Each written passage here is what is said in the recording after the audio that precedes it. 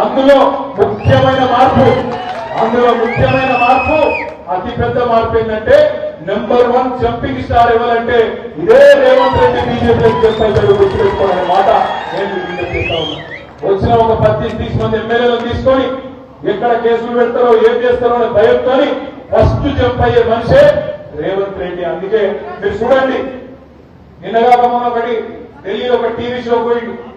ఆ TV show ఆప్కి వెళ్ళకపోతే అక్కడ కొంతమంది పిల్లల్ని అడిగిండు, మీరందరూ మొదటిసారి ఓటేస్తున్నారు, ఎవరికి ఓటేస్తారని అడిగితే వాళ్ళు ఎవరో కొంతమంది పొలాలు బీజేపీ వాళ్ళు తెచ్చి పెట్టినట్టున్నారు అన్న పాపం.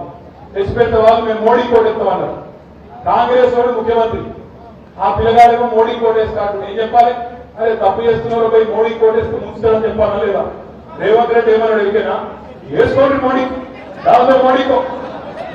కాంగ్రెస్ లో ఉన్నాడా, బీజేపీలో ఉన్నాడా, రాహుల్ గాంధీ మనిషా, మోడీ మనిషా?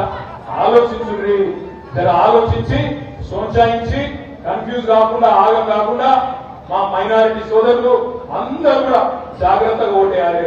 ఇదే ఫాల్తుగాలు కాంగ్రెస్ వాళ్ళు ఏమన్నారు అసెంబ్లీ ఎలక్షన్ అప్పుడు?